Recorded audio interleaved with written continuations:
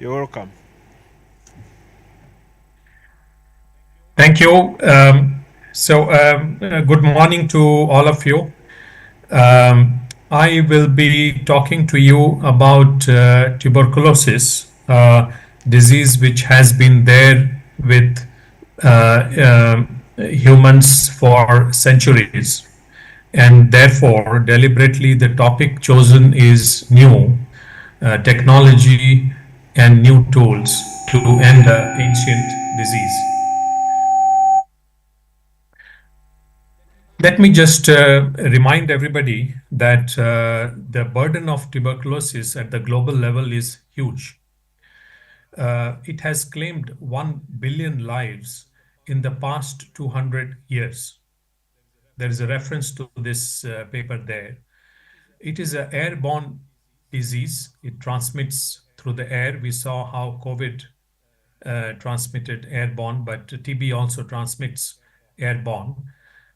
It has already infected 2 billion people, not million, 2 billion people globally carry the bacteria because they are latently infected. And all of them carry a lifetime risk, some more, some less, but they always carry a lifetime risk of breaking down into active TB.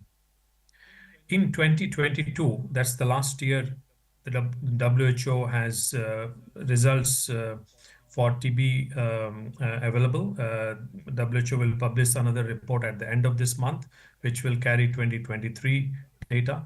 But 1.3 million people died globally in 2022 due to TB. Just imagine, just to put it in context, because many people are familiar with deaths due to HIV, deaths due to malaria. If you put the deaths due to HIV plus the deaths due to malaria, the deaths due to TB is more than that, more than both of them put together. So it's a huge burden that we have globally. 10 million people are actively affected. That means the active disease happens in 10 million people each year. And TB is present in all countries, but 30 countries account for 80% of the global TB burden. And so we call them high TB burden countries. And TB is also a antimicrobial resistance issue, AMR, because TB is a priority pathogen classified by WHO in AMR. And TB has drug-resistant TB affects 400,000 people each year, and with 160,000 deaths due to drug-resistant TB. There was a UN high-level meeting in the UN General Assembly in 2023. This was the second UN high-level meeting, the first one being in 2018. This meeting in September 2023 agreed to some bold commitments. Numbers of people to be treated globally and numbers of people to be provided with preventive TB treatment. And a number of other commitments were made by all member states of United Nations. There were also commitments to mobilize funding 22 billion US dollar per year for TB care and implementation, and another 5 billion US dollar per year for research and development. Now, where are we today in the response against TB? So, if you look at the people who had access to diagnosis and treatment of TB globally and notified to WHO, this is from 2018 onwards. You see there has been increase. That means more people got access to diagnosis and treatment. However, when the COVID pandemic stuck, there was a huge decline. You see the 2020 notification, there was a fall globally in most countries. And then 2021, it also continued like that. But 2022, we had the highest ever notification of tuberculosis cases to WHO, which means that the highest ever access for diagnosis and treatment. So this was very good. We estimate that 2023 was even a better year, and we will have to wait and see the WHO report, but it should be above 8 million people diagnosed and treated for TB. But we have to remember that the UN high-level meeting commitment, if we have to realize the commitment, we have to actually detect more and more people with TB. Ultimately, TB incidence will decline. So the targets from 2024 onwards to 2027 are higher. So the challenge before us is high. Now, just touching upon Uganda, I must say very impressive progress. Look at where Uganda was in terms of TB notification in 2015 and how Uganda has notified more and more TB.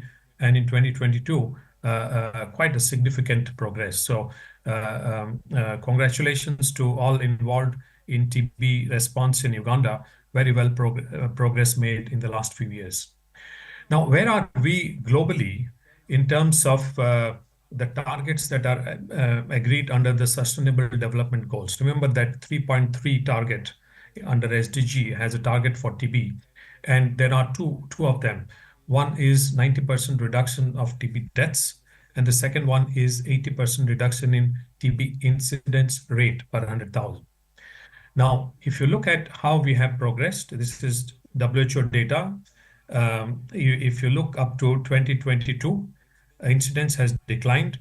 The COVID pandemic actually reversed the decline a bit.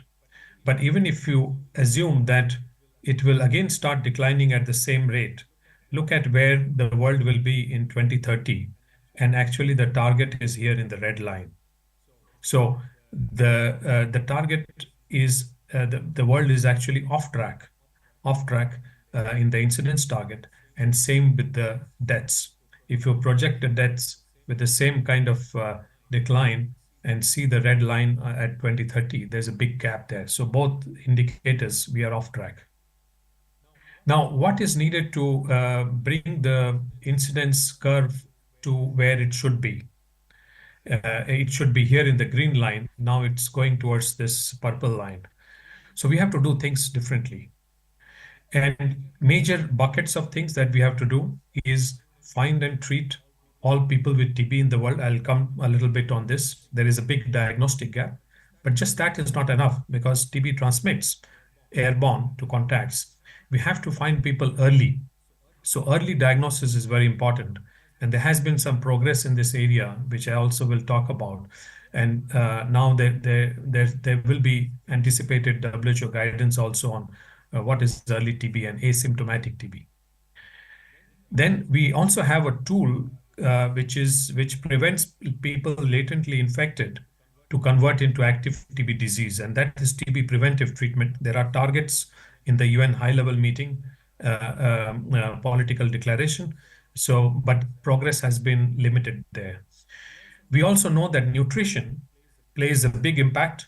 For the first time now, we have evidence from clinical Dr. trials, So, which I'm afraid you have about 2 minutes or so. Sorry about that, but you continue and summarize. Okay. Sorry. And then we ultimately have the vaccines. So I will go straight away into some of the things I wanted to point out.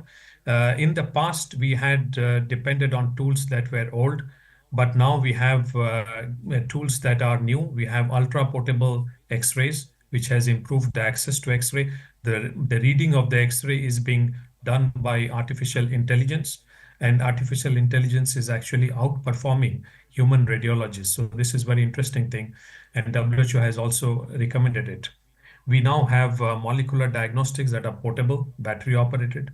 We have treatment regimen for drug resistance TB, for example, which was 18 months, 1.5 years. Now it is shortened to just 6 months. So great innovations happening with technology, digital tools, and science. So I just wanted to point out that these tools are currently available and are being used in Uganda also, but they are in project mode. We need to scale it up, and a lot of evidence behind it. I will not go into the details, but just to come back to the diagnostic algorithm currently. The best one recommended is we should not be relying just on symptoms of TB, but using X-ray screen, even amongst asymptomatic. and diagnose TB. That's the way we should diagnose TB early. So the artificial intelligence actually is very helpful. It gives the results in 30 seconds, and it's a great tool. And this is what you see here is molecular diagnostics that can be carried in a trolley. Now, let me just, there are many other things. There are apps for cough. There are smart pill boxes and other technologies for adherence to treatment. And there are a lot of other things for hotspot mapping and a lot of digital tools actually emerging. Now, I wanted to end my presentation by pointing out that the leaders of medical associations of high burden countries actually met in Cochin in India, convened by Indian Medical Association and Stop TB Partnership. And they pointed out, and which is a fact, that 60 to 80% of people with symptoms of TB in many high burden countries actually reach out to the private sector. And private sector currently does not have access to these new tools. So they have actually recommended that medical associations and leaders of medical associations have a role in engaging with their respective governments to make these tools available and accessible to private practitioners and their patients. So I would end there. Just sorry about not being on time. Thank you.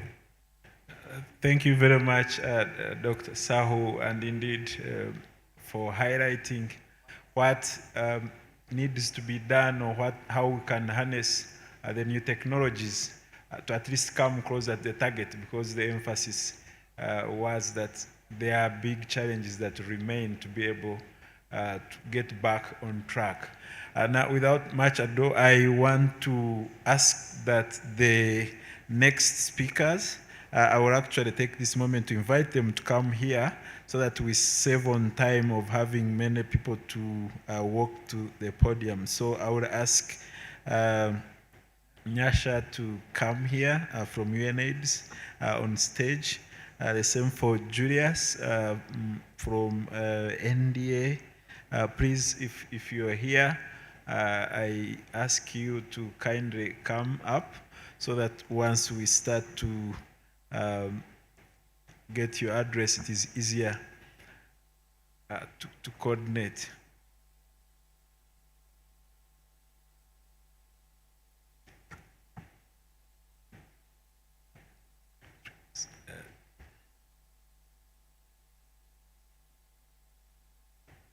So our next speaker is talking about the role of healthcare professionals in providing equitable HIV care prevention and care services.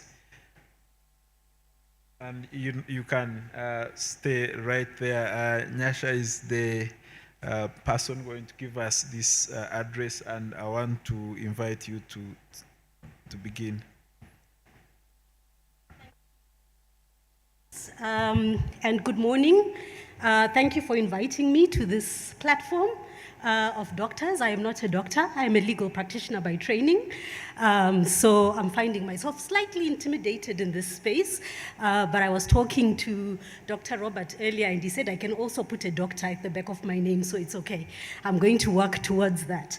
The UNAIDS is the UN entity that leads, as most of us will know, the HIV response globally.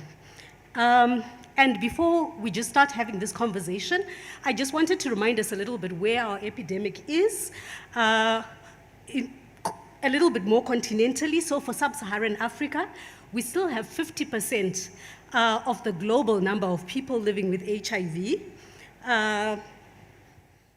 You want me to do it myself?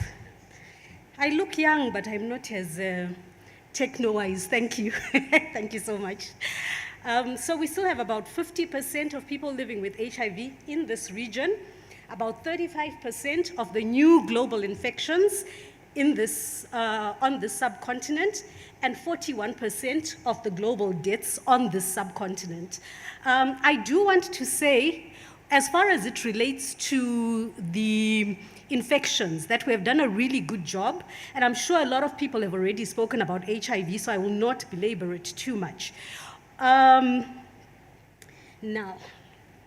there we go. So I wanted to remind us a little bit about the importance of defining health equity, because you will recall my topic was the role of health worker professionals in providing equitable access to sexual and reproductive health services, including HIV prevention, treatment, and care. And so the question becomes, what exactly are we talking about when we're talking about health equity? And to just remind us that in terms of the global definition, or the World Health Organization definition, equity is really about the absence of unfair or unavoidable, redeemable differences or disparities amongst groups of people in terms of how they access their health care. So we're really talking about the determinants of health equity, which are social determinants that have got nothing to do with my health, with my genetics, with everything else, but really are based on structural, political, legal, economic issues, social norms, and those kinds of things. So these are the things that we're trying to figure out. What is our role ensuring that we can ensure equitable access and we can ensure health equity, where we ensure that those factors that have got nothing to do with the scientific aspects are not causing disparities in access to health and health services. Right. You have probably seen this particular slide before. I'm not sure if the UAC was here, but really it's just talking about where we are in Uganda in terms of the epidemic now, and how well we are doing in terms of our 2025 global targets on HIV testing, HIV treatment, and also targets on suppression, on viral suppression. Right. And then just reminding us about these 2025 targets that are really focused within the international global strategy around ensuring that we are reducing what we call inequalities in access to global health. This particular slide then brings me a little bit to the focus around where are the issues of equity in the region and in Uganda specifically, and who are the people who seem to be left behind as far as access to sexual reproductive health services are concerned. And these are the groups that we often define as key populations, and I know that on Wednesday, the USA director touched a little bit on the issues around key populations, but these are defined as the people listed there on the board: sex workers, transgender people, men who have sex with men, people who inject drugs, prisoners and other incarcerated people. We also have in this region what we call priority populations. We know infection rates are particularly high amongst fisherfolk, for example. We also know that in this region, we continue to have a very big problem around adolescent girls and young people. We have over 2,000 infections per week within the group of adolescent girls and young women. So these are some of the groups that are being left behind. And we really need to ask ourselves, as healthcare providers, what is our role ensuring that these groups left behind are able to access services. The graph on the other side is 2021 data on Uganda on the comparison of infection rates, access to treatment rates, etc., for some of these key populations in Uganda. This particular slide just looks at the regional picture and comes out of the 2024 UNAIDS Global Update on how we are doing in terms of access to services for key populations. So if you see there how much higher the rates for transgender people, for example, are as compared to the general population. And the general population is what you have on this end of that graph over there, and the rates for sex workers, infection rates for sex workers, etc. So just that comparison on how we are doing. So what are some of the things that make people begin to become left behind, and make it so that it's difficult to actually ensure access to services. Those are some of the barriers to HIV prevention. We all know them. I'm not going to repeat them. But there are cultural issues, structural barriers, law. There are issues related to our own biases as people, whether I'm a lawyer or I'm a health provider or whatever I might be. So, what can we do as a collective? Please take, with a pinch of salt, assess, sift, and hopefully remain with the good stuff and not just the chaff from some of my recommendations on what you can do from my perspective as not just a lawyer, but also a community person in terms of some of the things that we can work on. The first is around coordination and working with communities, such as through community-led monitoring and peer systems to improve health outcomes and advocate for systemic change. I think we all know that patients understand better the disease that they are living with. They don't understand scientifically, but when we listen to them, we will be able to get so much more information around some of the issues that they might be dealing with. So that's one of the first recommendations around ensuring working with communities. In the global strategy, there's actually a whole range of targets that's around community interventions. The idea there is not to undo the role of medical professionals, of course, because medical professionals have got very particular skills that communities will not have. But there is a correlation there in terms of the collaboration that we can have around this work. The other is around improving clinical care by ensuring organizational support, developing policies, and these are some of the roles that medical associations can have, asking ourselves what are some of the advocacy issues that we can advocate for, where there are bills in parliament, ensuring that we're actually providing the kind of professional expertise that ensures access to services and equity and things like that. And then ensuring a diverse workforce. Again, because communities understand the interventions that work best for communities.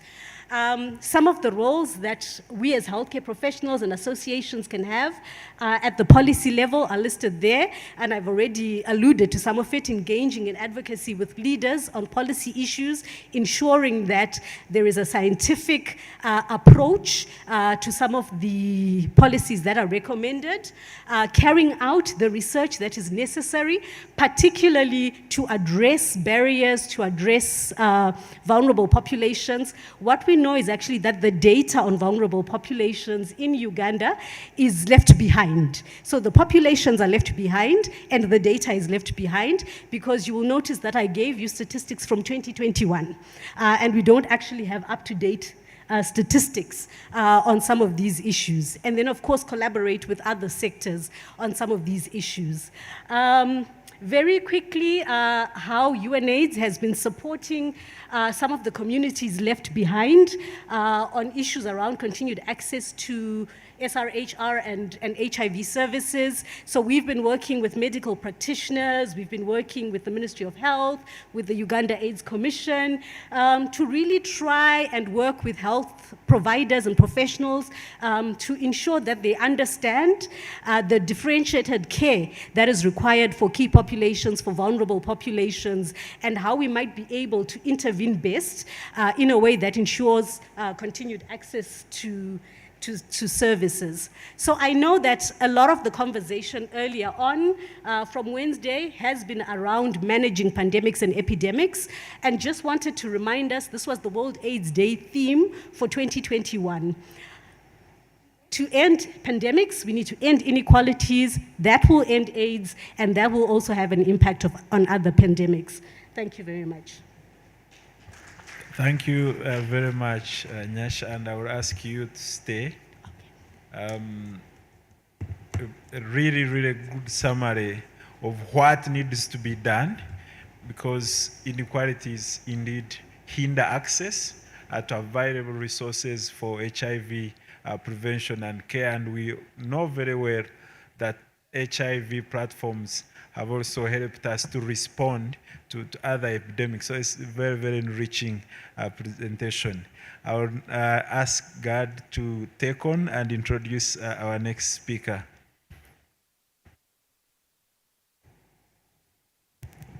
I'm humbled to arise to yet again introduce an eminent person in our midst. I'm observing him very well. His smile is captivating. I have more recently been talking to people that I meet in the pharmacies to smile the way he's smiling. So you can guess that he's well trained in customer care. His names are Julius Mayango. Julius Mayango is actually a boardroom health scientist because he works with the National Drugs Authority. He's a manager of the pharmacovigilance aspect of Uganda National Drugs Authority. You remind me of Comrade Dr. Bitex. I can see that he makes a nod again. He makes a nod like the business people of long ago. But more recently, such people also do a lot of work in the clinical spaces. So he's very well informed about risks related with drug use and misuse. He's also a champion regarding the health products on the market. I am watching and perceiving that his terrain stretches beyond Uganda, because we saw you a lot in the papers when we were dealing with COVID. These health products, he's the expert. He has background training in health informatics, but also in pharmacy. Pharmacists, for them to be accepted in our universities, they perform very highly academically. So he's a man of a high IQ.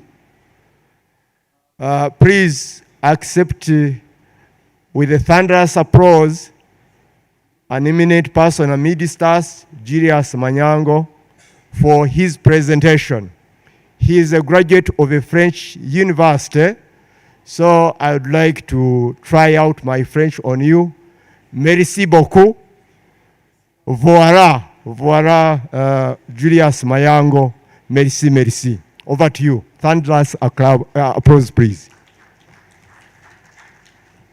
Thank you, Chair, for the generous introductions. I wouldn't do better than that. And thank you, the previous speaker.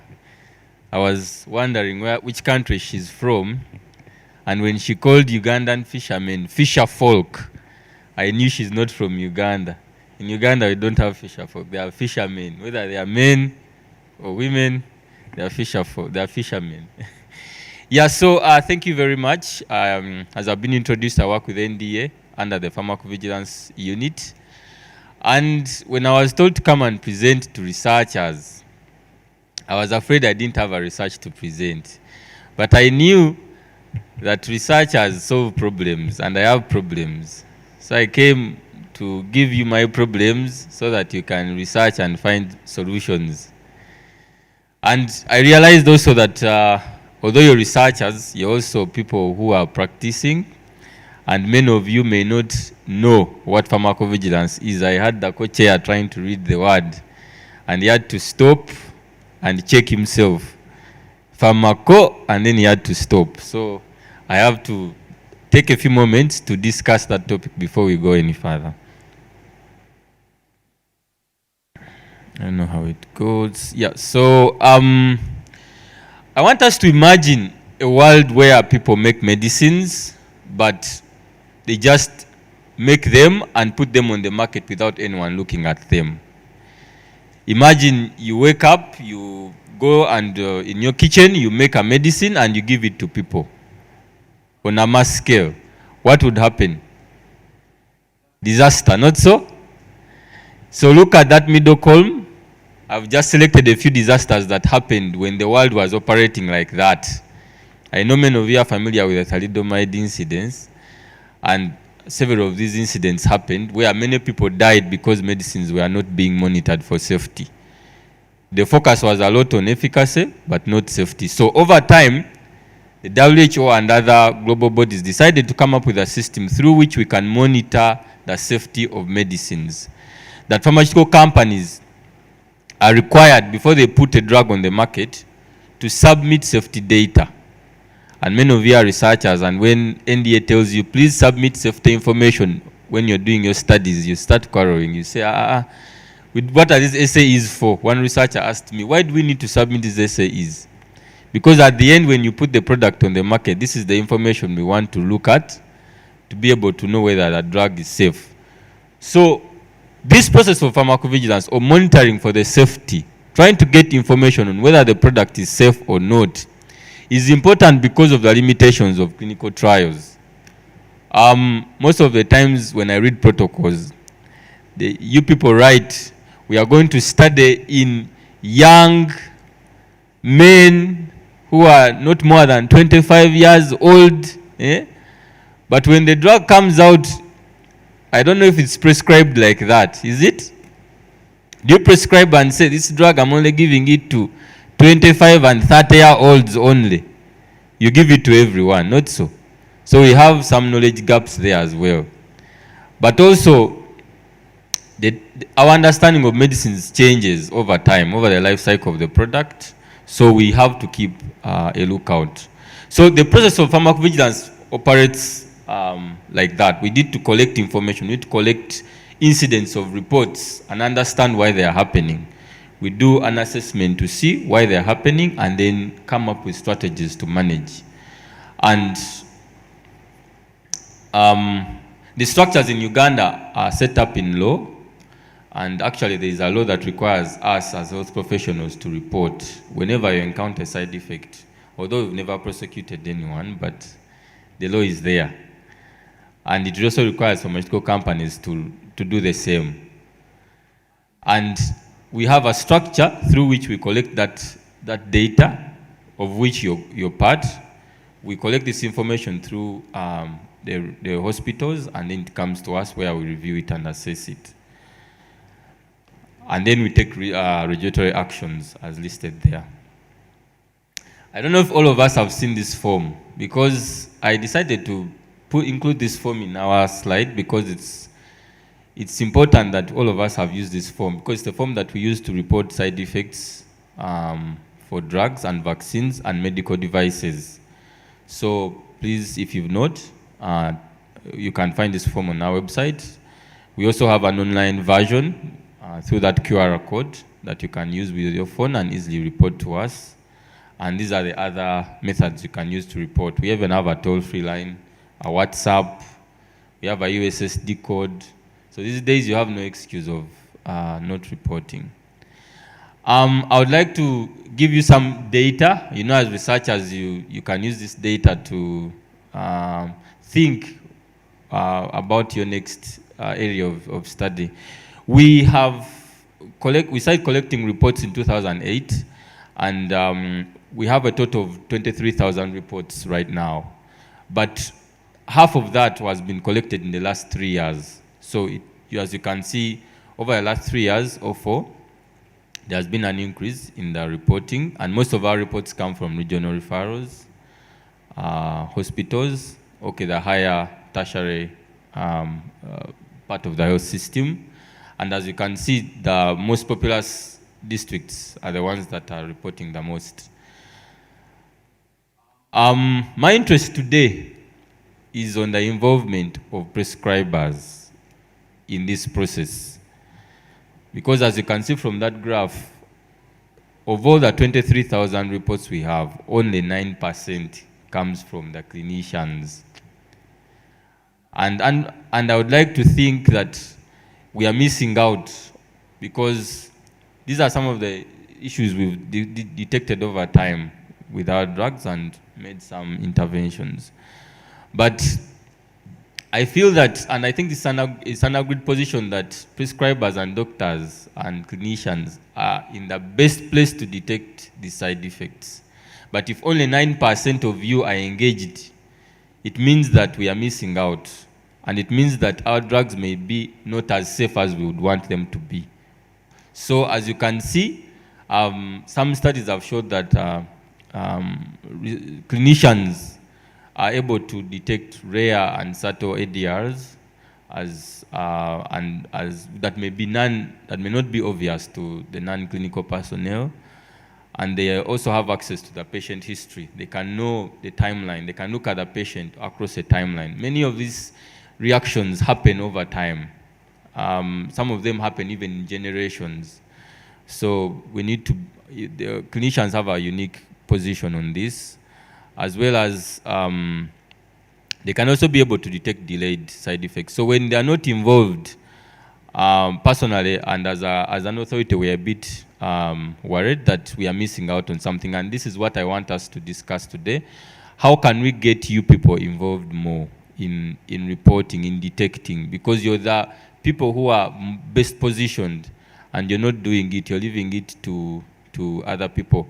And I was looking out for some studies. I just quoted one here, but many of them were saying the same thing, that many of us prescribers think that monitoring safety of drugs is the responsibility of pharmacists. So when you see a side effect, you say, I think go and report it to the pharmacy there. That's where they need to deal with it. But you have a really good a key responsibility to pick this up and contribute to understanding of these medicines. Last year, I think 3-4 years ago, when the coxibs were recalled or withdrawn from use because of their cardiovascular issues, much of that was down to the clinicians. Pharmacists rarely look at an ECG. I don't know the last time I looked at an ECG. But you guys are always looking at these things. So there's no way a pharmacist is going to detect that. So our current interventions are these. We are working closely with UMA to increase awareness among health workers, especially the doctors. We send you reminder messages and also give on-site training. But these are interventions we are doing based on our understanding, but not based on fact. So I'm wondering also, as researchers, is this an area you want to help us study? Understand why prescribers are uninterested. What are the drivers for them to get involved? What are the challenges they have? How can we bring them on board? Because it's critical. Every day when I see on social media that someone has got a problem with a drug, the first thing they do is blame NDA. I always get so many messages. What is happening? You're not doing anything. What's going on? You know, and even from prescribers themselves. Why we need to have a discussion on how we can jointly be involved in this process and bring these drugs that are not very effective, that are not safe, out of the market, or even come up with better risk mitigation measures so that we can be able to manage this issue. I thank you very much. Thank you very much, Julius Maengo. I feel that the Uganda Medical Association and the partners, as you have asked, the prescribers, we will need to provide with you the answers. And I also want to say we have to incentivize this, because if we underreport, the cost is high on the other end for what we are not doing. We might have to think along those ways, but I hear you. We need to do more. Thank you very much. I think at this moment, we are going to pause and have a break, and then the other sessions will follow thereafter. I want to ask the chair to tell us what will happen after the break, the conference chair, I mean. But at this moment, I want to thank everyone. I want to thank our audience online and those here for this first session. I want to ask you to join me, and we clap for our presenters this morning. They have given us wonderful science, and I think everyone has been able to pick a riff or two on what to do.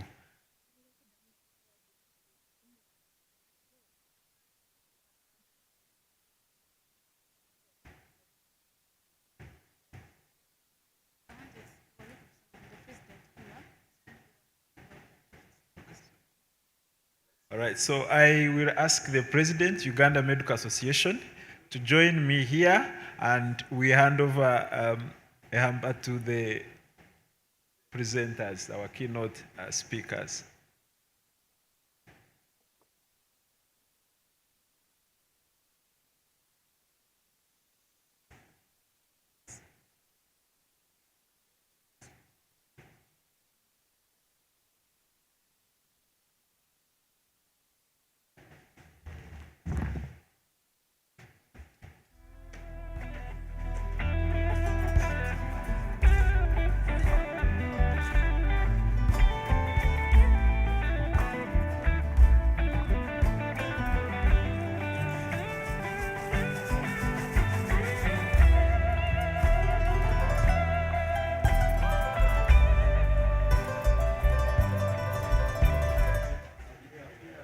Gifts go to the presenters.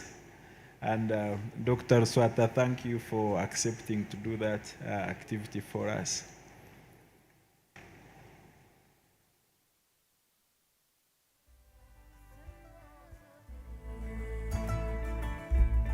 Thank you, Nyasha.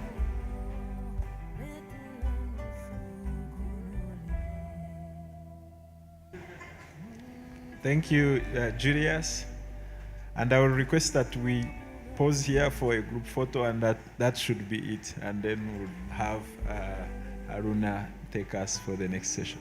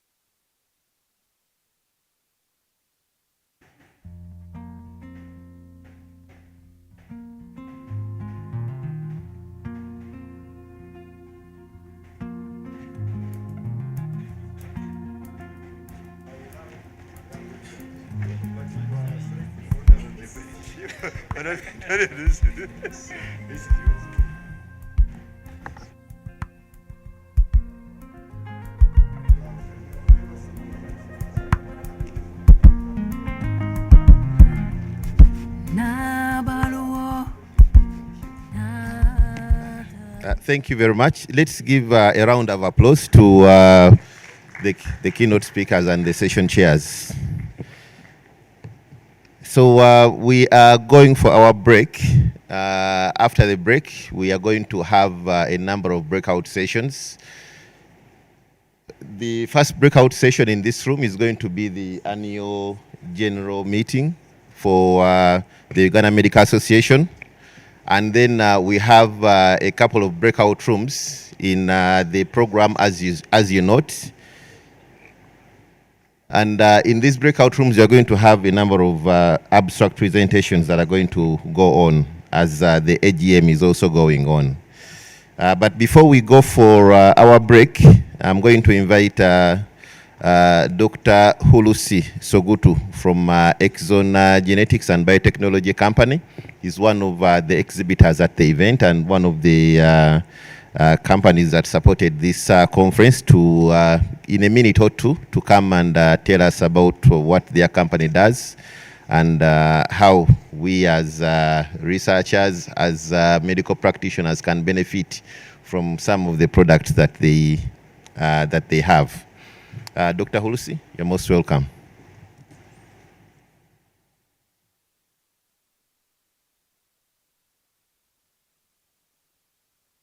This is the cue. The slides. You can use that one. So, the slides are coming on. Okay. That's okay. Hello, everyone. Here is Dr. Hulusi Söğütlü. I am microbiology immunology specialist. We based in Turkey, and we have a company in Uganda. We are manufacturing PCR test kits and diagnostic rapid test kits in Uganda. We have a group company. Our own business is turnkey hospital project in the world.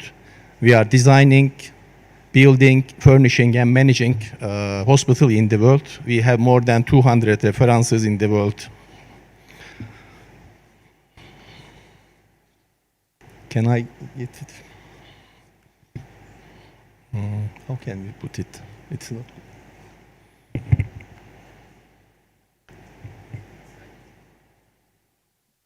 The next slide. Now, this is our board in Uganda. We have a collaboration in Gazi University in Turkey. They are doing all of our research projects in Turkey. Our main office based in Turkey, capital city of Turkey, Ankara. This is our management teams in Uganda. We have a company in Uganda, we have a company in Rwanda, but we are manufacturing in Uganda only.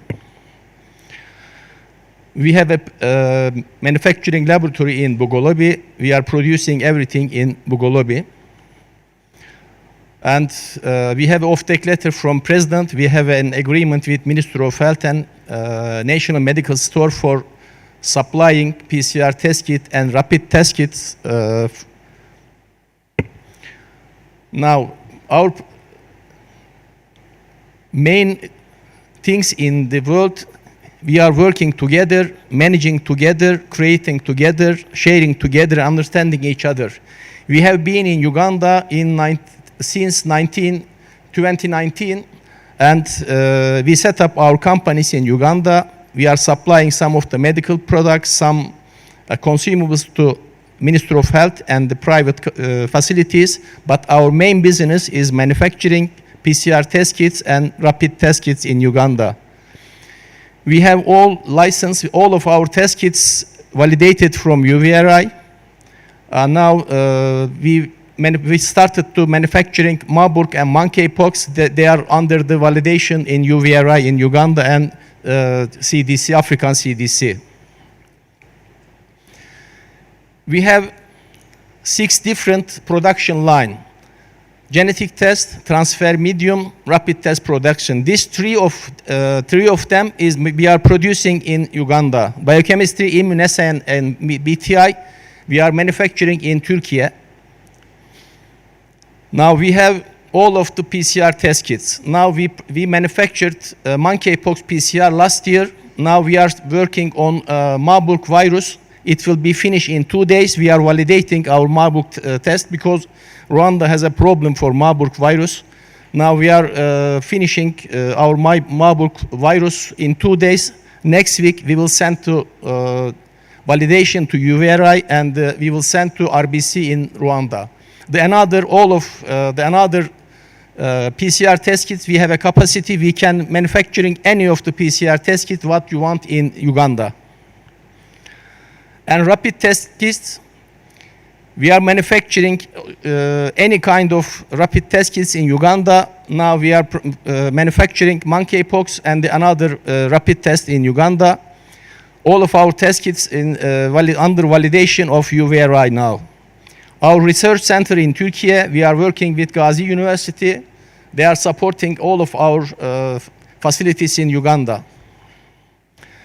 And we are manufacturing biochemistry immunoassay in Turkey. And now BTI, we are manufacturing BTI in Turkey. BTI is Bacillus thuringiensis israelensis against mosquito larvae. When you use that products, the swamp area and another place, it will go to deepness on the water and it's affected to the larvae only. It will increasing, its effects increasing in 1 month, and after 1 month it will be, the effect will be decreased. It's 100% biologic products against mosquito larvae in the world. Our products now under the validation of Ministry of Health in Uganda, but we validated in RBC in Rwanda, our products. They used our product, they piloting, and they gave report for validation for our BTI in Rwanda. Now some of our clients, some of Ministry of Health and the private facilities are clients, and we have clients in Rwanda and Kenya too. And I told you that we based in Uganda, we have a company in Rwanda, and our head office in Turkey. When you want to contact us, we can support any of our research project in Uganda or East Africa. Thank you for patience. Thank you for thank you.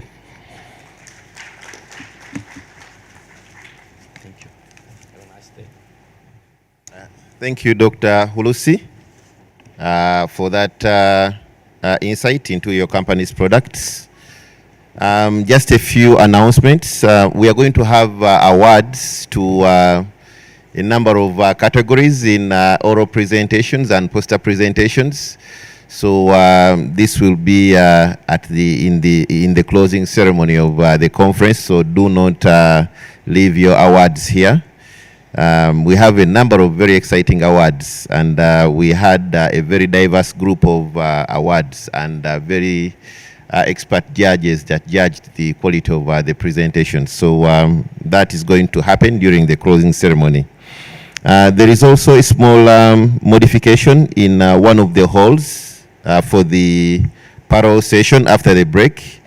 The session that was going to be in Kagera Hall has been moved to Sezibwa Hall. I request that you kindly note that. So Kagera Hall session has been moved to Sezibwa Hall. It's still on the same floor, and you'll get directions down there. Sorry. Then we also have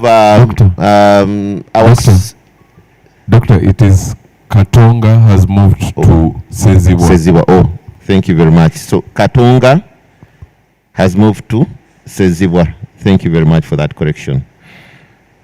Then we also have exhibition booths in the upper lobby of the hall, where there are also 2 tea stations. So feel free during the break to pass by the booths and look at some of the products that some of our sponsors have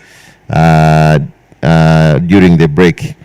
And we also have posters that have been set up for a number of delegates that had poster presentations. So during the breaks, I kindly request you to find the time to visit the poster stands. Other than that, I would like to close the morning session, and I really thank you for being attentive to the keynote speeches. And after the break, we are going to break out to the different breakout rooms as per the program.